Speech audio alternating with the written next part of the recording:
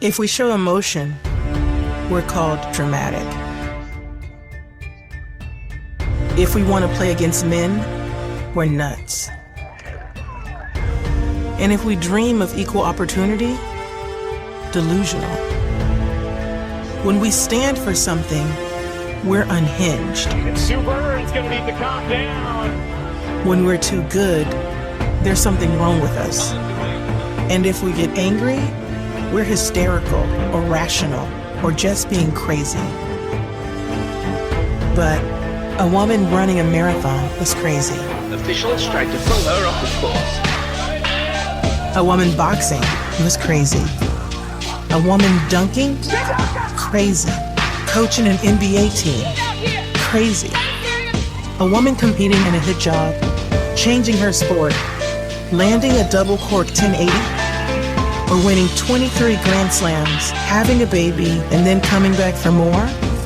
Crazy, crazy, crazy, crazy, and crazy.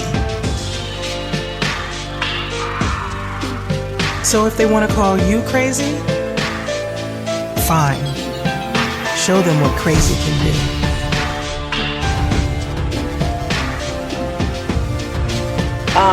Growing up in Mississippi, my prayer was, for as long as I can remember, God, use me. Use me, use this life. I don't know what the future holds for me, but I know that there is a vision for my life that is greater than my imagination can hold. Use me, use me. What would you have me to do? And that dream, that desire, that prayer brought me somehow to television. And she's gonna learn that this life will hit you hard in the face. Wait for you to get back up just so it can kick you in the stomach. But getting the wind knocked out of you is the only way to remind your lungs how much they like the taste of air. If we want to give all of our children a foundation for their dreams and opportunities worthy of their promise, if we want to give them that sense of limitless possibility, that belief that here in America, there is always something better out there if you're willing to work for it, then we must work like never before.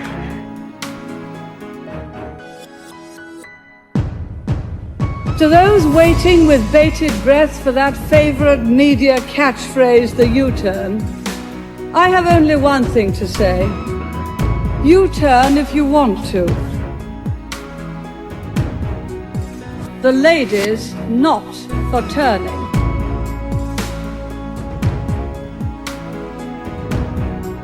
You might never fail on the scale I did, but some failure in life is inevitable. It is impossible to live without failing at something, unless you live so cautiously that you might as well not have lived at all, in which case you fail by default. Each of us must truly be a woman in the world. We need to be as fearless as the women whose stories you have applauded, as committed as the dissidents and activists you have heard from, as audacious as those who start movements for peace when all seems lost. Together, I do believe it is part of the American mission to ensure that people everywhere, women and men alike, finally have the opportunity to live up to their own God-given potential.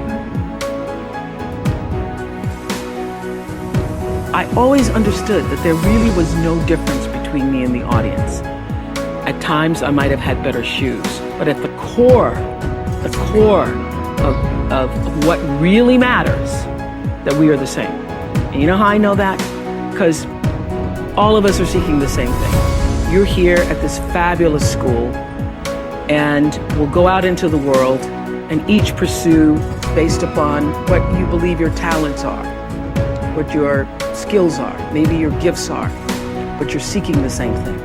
Everybody wants to fulfill the highest, truest expression of yourself as a human being. That's what you're looking for.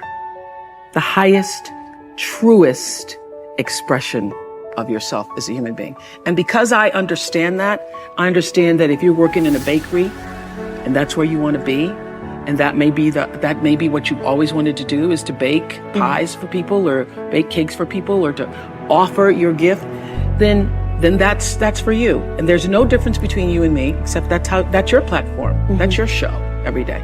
So my understanding of that has allowed me to reach everyone. And there's no way that you wouldn't, because that's what I truly feel. The way through the challenge is to get still and ask yourself, what is the next right move? Not think about, oh, I got all of this to do. What is the next right move? And then from that space, make the next right move and the next right move. And not to be overwhelmed by it, because you know your life is bigger than that one moment. You know you're not defined by what somebody says is a failure for you, because failure is just there to point you in a different direction. If I leave you with nothing else, just know this for sure. There is not one thing that has ever happened to you. Not one experience, not one encounter, not one crisis, not one joyful thing that hasn't happened just to make you better and help you rise. Every single thing you're calling in, whether you know it or not, when you figure out that you are calling it in, you actually start meditating or praying or doing or having a spiritual practice, which is the number one thing you need if you want to be successful in the world. You need something that gives back and nourishes you, regardless of what you call that. You need to fill your cup so that you can be so full your cup runneth over and you have enough to give to other people. If you don't fill your cup, you end up dried up. You end up tired, exhausted, and don't have enough to give to other people. You end up resentful every time somebody asks you, because your cup is empty and now they want some of yours. So your number one job is to fill your cup and make yourself whole.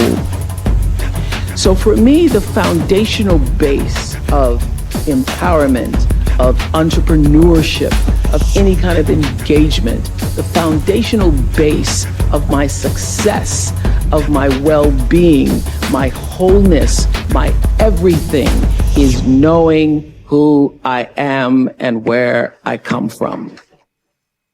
I say to my girls all of the time that your real work is to figure out where your power base is and to work on the alignment of your personality, your gifts that you have to give, with the real reason why you're here. That's the number one thing you have to do, is to work on yourself and to fill yourself up and keep your cup full. Keep yourself full. Now, I used to be afraid of that. I used to be afraid, particularly from people who say, oh, she's so full of herself. She's so full of herself. And now I embrace it.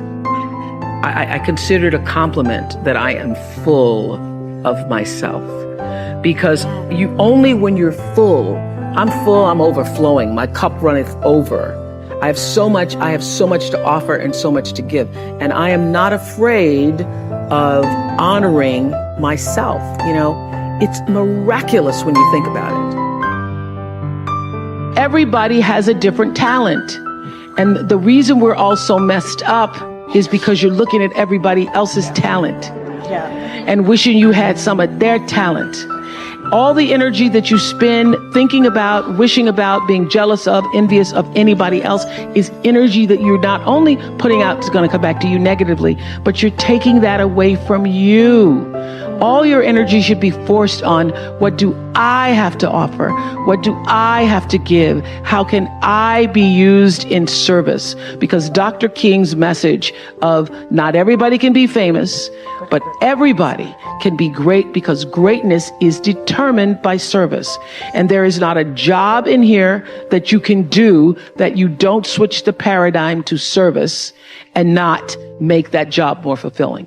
I don't care what the job is. If you say, I'm a singer, I'm a dancer, I'm an artist, I'm a teacher, I'm a nurse, I'm a doctor, I'm a janitor, I'm a clerk, if you say, if I look at this from how do I use this in service to something bigger than myself? It no longer becomes a job. It becomes an offering to the world.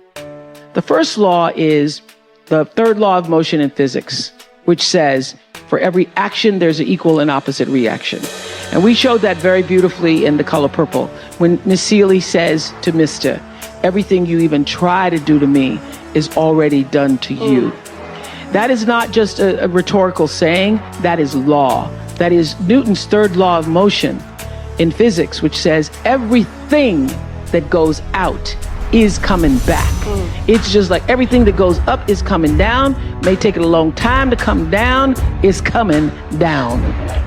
Everything that goes out is coming back, it's coming back. So, to answer the power of manifestation and meditation, what meditation does is sync you up with the source. What meditation does is allows you to literally tap into the power that created you, so that you are in alignment with that. And so when you carry that out into the world, everything that you do comes from the center of that alignment that's coming from the source that we call God, we call divine energy, divine intelligence, whatever name you want to give it to, we call life. When you are synced up with life,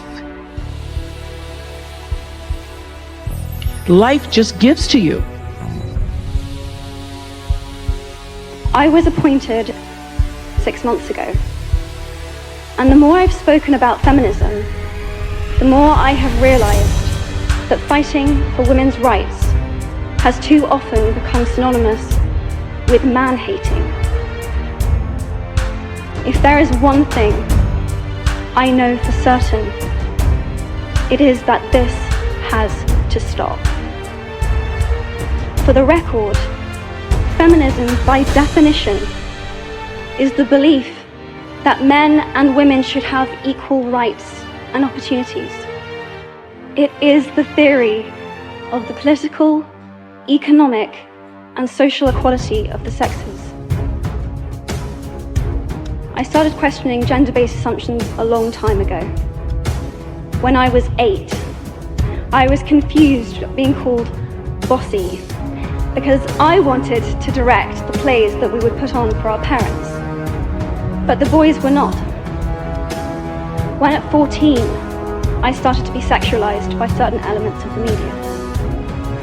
When at 15, my girlfriends started dropping out of their beloved sports teams because they didn't want to appear muscly.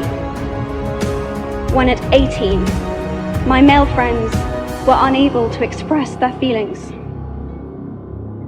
I decided that I was a feminist, and this seemed uncomplicated to me. But my recent research has shown me that feminism has become an unpopular word. Women are choosing not to identify as feminist. Apparently, I am among the ranks of women whose expressions are seen as too strong, too aggressive, isolating, and anti-men, unattractive even. Why has the word become such an uncomfortable one? I am from Britain, and I think it is right that I am paid the same as my male counterparts. I think it is right that I should be able to make decisions about my own body. Cherish their absence. It's always a blessing in disguise. Live your life fully. Accept yourself the way you are. Be kind to yourself. Be kind to yourself. I'll repeat, be kind to yourself, and only then you can be kind to others. Love yourself and spread that love. Life will be hard, there will be turmoil, there will be trials, but that will only make you stronger. So when you accept yourself the way you are, the world recognizes you. It all starts from within.